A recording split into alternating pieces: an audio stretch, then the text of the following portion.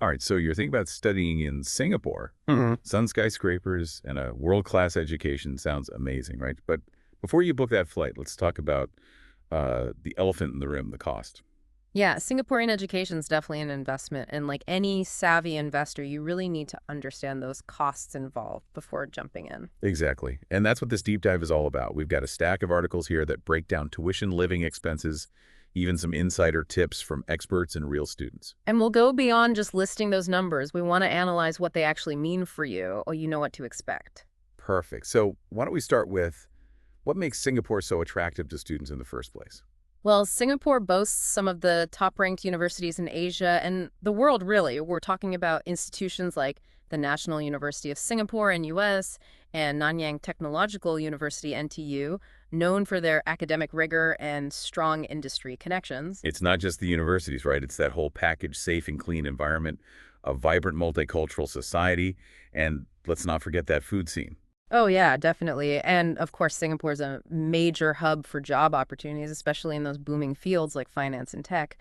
So, a degree from a Singaporean university can really open doors on a global scale. So high cost, high rewards. Right? So let's break it down, starting with the big one, tuition. Hmm. These articles cite a pretty wide range depending on the program. Right. And those variations aren't random, for instance. If you're looking at engineering, you're likely eyeing that 30,000 to 40,000 Singapore dollars per year range. Which is roughly what, like 18 to 24 lakhs in Indian rupees? Yeah, about that. But that's because, NTU, for example, has amazing labs and partnerships with companies that are really at the forefront of tech, Hmm. that a hands-on experience and those industry connections make a huge difference. That makes sense. Yeah. You're not just paying for lectures, you're paying for access and future opportunities. And what about that ever popular MBA? Yeah, aspiring MBAs should brace themselves for 40,000 to 60,000 Singapore dollars annually, so roughly 24 to 36 lakhs. Okay, well, so the tuition is definitely an investment, but what about living expenses? Singapore is known for its high cost of living. What should students budget for outside of tuition? Absolutely. While tuition is the largest upfront cost, living expenses can really add up. Accommodation is a major factor. You mentioned that range from 400 Singapore dollars per month for a university hostel to 3,000 for a private apartment. Yeah, that's a massive difference. It's not just about the costs, though, right? Yeah. What are the trade-offs students should be aware of when choosing their housing? Well, a hostel might be budget friendly, but you're sacrificing space and privacy. Of course, it's usually close to campus. And a great way to meet other students, a private apartment offers more independence and comfort, but often comes with a longer commute and less interaction with fellow students. Really depends on your priorities and lifestyle. Location and lifestyle, that's a good point. And then there's food. Singapore's hawker centers are legendary and relatively affordable, but what can students realistically expect to spend on meals? Well, those hawker centers are a lifesaver for budget conscious students for like 5 to 10 Singapore dollars. You can have an amazing, authentic meal.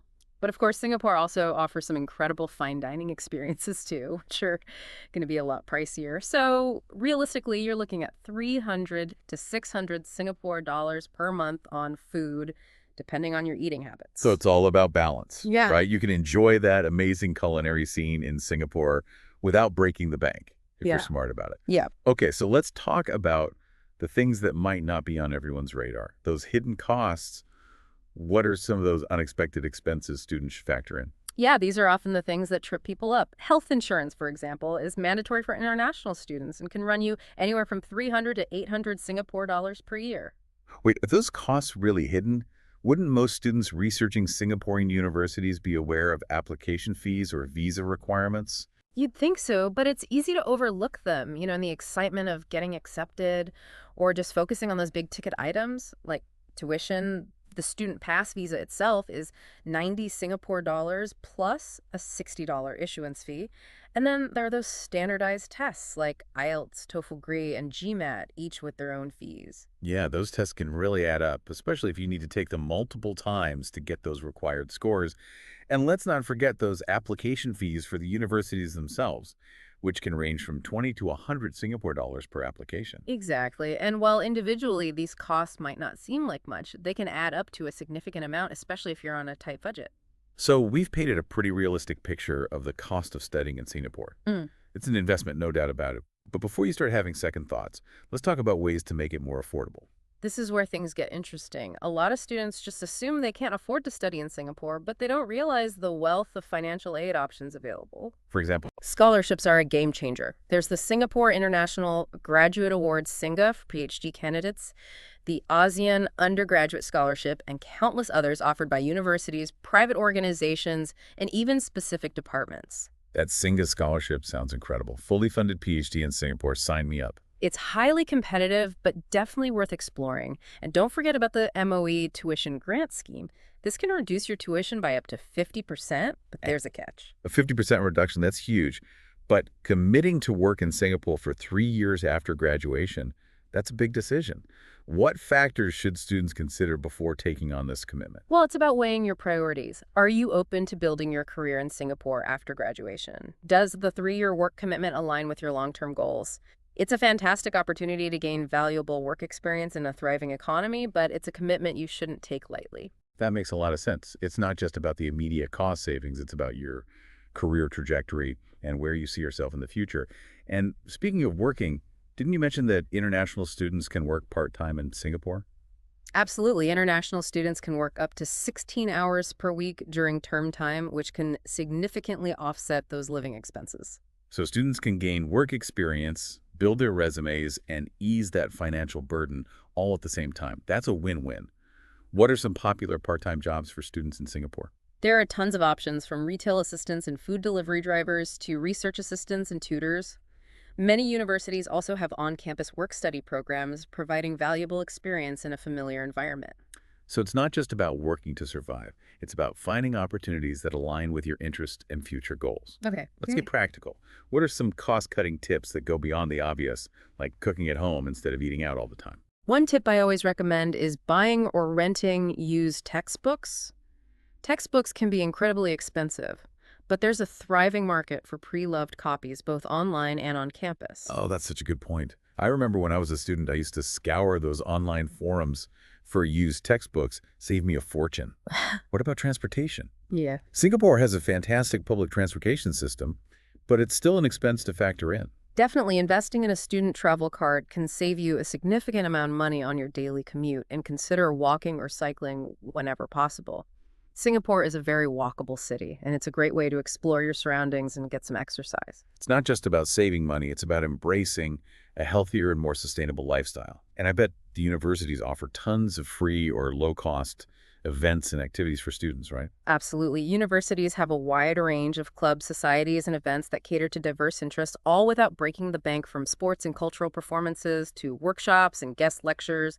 There's something for everyone. So being a student in Singapore isn't just about hitting the books. It's about immersing yourself in that vibrant campus life without spending a fortune. Now, I loved how these articles included real stories from students like Arav Priya and Vikram who managed to make studying in Singapore work financially, even though they're fictional. Their stories feel so relatable and inspiring. Yeah, these stories show that it's possible to achieve your dreams even if the cost seems daunting at first. Arav, for instance, secured multiple scholarships to pursue his MS in computer science at NTU, proving that hard work and determination can pay off. And Priya managed to find affordable accommodation and scholarships for her MBA at SMU, showing that it's about being resourceful and knowing where to look for opportunities. And then there's Vikram, who successfully obtained government aid for his MBA at NUS, demonstrating that financial assistance is available for those who need it. It's not just about the numbers, it's about the human stories behind them and the possibilities that open up when you combine determination with the right resources. So it's not just about being brilliant. It's about being proactive and strategic in your approach to financing your education. Now, before we move on to the next part of our deep dive, let's bring in some expert opinions from the field. What insights did James Wong and Dr. Priya Nair offer about studying in Singapore? Well, James Wong, an education consultant, he really emphasized the long-term returns you get from a Singaporean education. He argues that while the initial cost might seem high, the potential for career growth and earning potential in Singapore and globally makes it a worthwhile investment. That's a compelling argument. It's not just about the degree. It's about the doors it opens and the opportunities it creates. Exactly. And Dr. Priya Nair, a senior education consultant, she highlighted the often overlooked availability of grants and scholarships. She stressed the importance of thorough research, not just assuming that financial aid is out of reach. So there's hope for those of us who aren't rolling in dough. Absolutely. It's all about being proactive and exploring all the options. And speaking of the future, these articles also touch on potential changes to the cost of studying in Singapore. You know, it's 2023 now, and you're planning for 2025 and beyond. A lot can happen in a few years. That's a great point.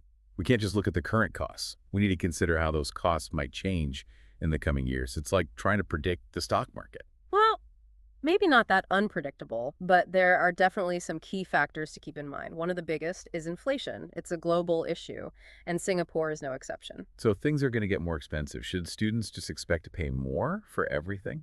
That's likely, yes, but the rate of inflation can vary. It's tough to predict with certainty how much of an impact it will have on specific costs like tuition or housing. That makes planning tricky. It's like trying to hit a moving target. Another factor to consider is the demand for higher education in Singapore. It's a competitive market, and Yeah. as more international students set their sights on Singapore universities might adjust their fees accordingly. Classic supply and demand, right? More demand, potentially higher prices. Precisely. And then there's the exchange rate. If your home currency weakens against the Singapore dollar, your costs automatically increase. That's something students from India, for example, would need to be particularly mindful of, right? Yes.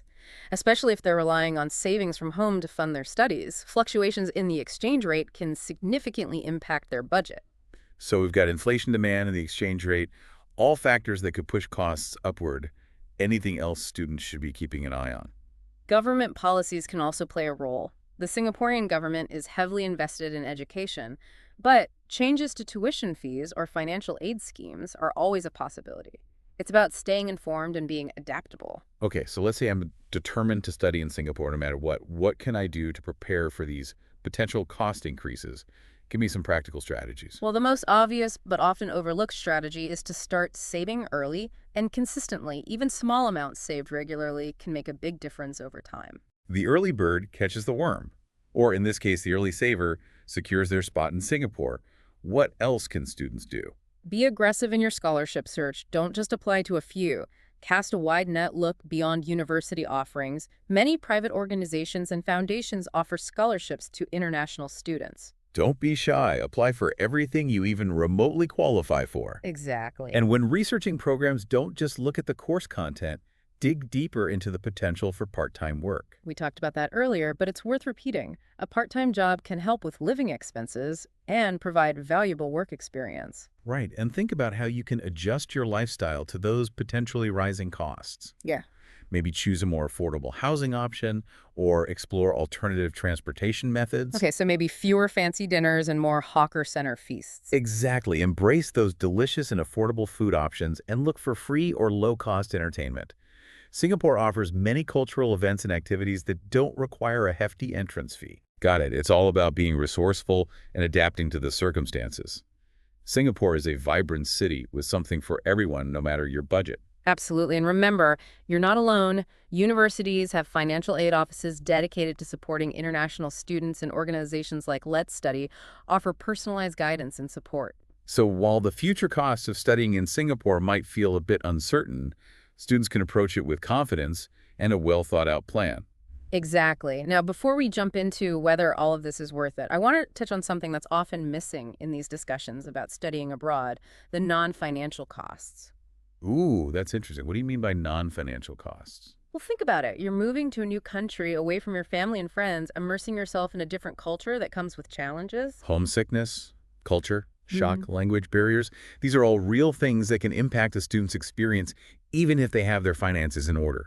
Exactly. These non-financial costs might not have a dollar value attached, but they're crucial to consider adapting to a new environment, building a support system from scratch, navigating unfamiliar social norms. These require emotional resilience and resourcefulness. So it's not just about having enough money to cover tuition and living expenses.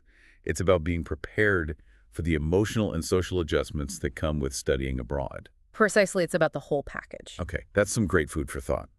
It's not just a financial investment, it's an emotional and personal one as well. Exactly. Studying abroad is an incredible opportunity, but it's also a major life decision with implications beyond the financial.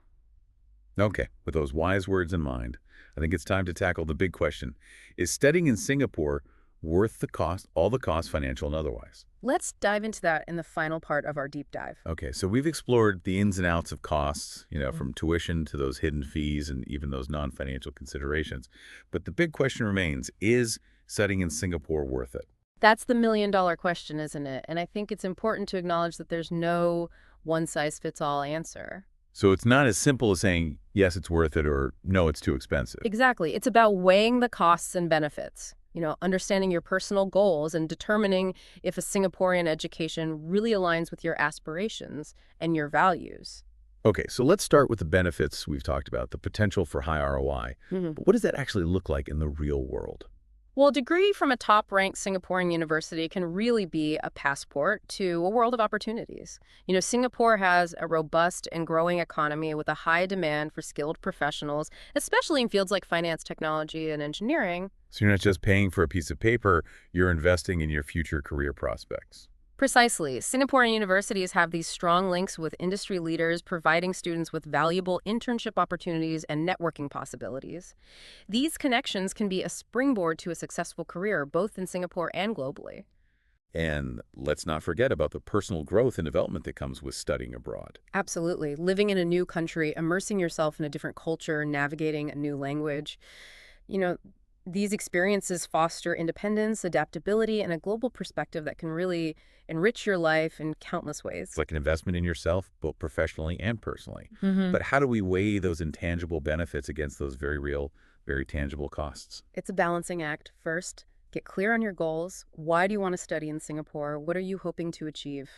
So if my goal is to break into the fintech industry in Asia, then a Singaporean education with its focus on innovation and industry connections might be worth that high cost. But if I'm more interested in exploring Southeast Asian culture on a budget, maybe there are other paths that make more sense financially. Exactly. Your goals should really drive your decision-making process. Okay, goals first, then what? Research is key. We've talked about this extensively, but it's worth repeating thoroughly. Explore different universities and programs, compare costs, and leave no stone unturned when it comes to scholarships and financial aid opportunities. Knowledge is power, especially when it comes to making informed financial decisions. And don't underestimate the value of connecting with people who've already walked this path. Talk to alumni, reach out to current students, get their insights, ask about their experiences, learn from their perspectives. Yeah, those firsthand accounts can be so valuable. Hearing real stories about navigating the challenges and reaping the rewards can provide a much richer understanding than just reading statistics or brochures. Absolutely. And after all the research and soul searching, if you still feel a strong pull toward studying in Singapore, trust your gut.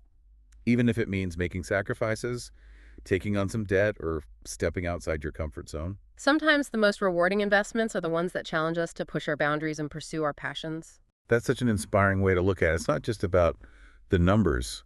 It's about the value you place on the experience and the belief in your own potential. Exactly. And ultimately, that's a decision only you can make. Well said. We've covered a lot of ground in this deep dive. Any final words of wisdom for our listeners who are still weighing their options and trying to decide if studying in Singapore is the right choice for them? I would say this: don't let fear, uncertainty, or even the cost be the deciding factor. Do your due diligence, explore all the possibilities, and make an informed decision that aligns with your goals, your values, and your aspirations for the future. And remember, you're not alone on this journey. There are resources available to guide you every step of the way. Don't be afraid to reach out, ask for help, and seek support from those who have walked this path before you. Beautifully said. After all, the journey itself is just as important as the destination. That's a wrap on our deep dive into the cost of studying in Singapore. We hope you found this episode informative, empowering, and maybe even a little inspiring. To all those considering this exciting adventure, we wish you the best of luck on your journey. Thanks for joining us. And happy starting!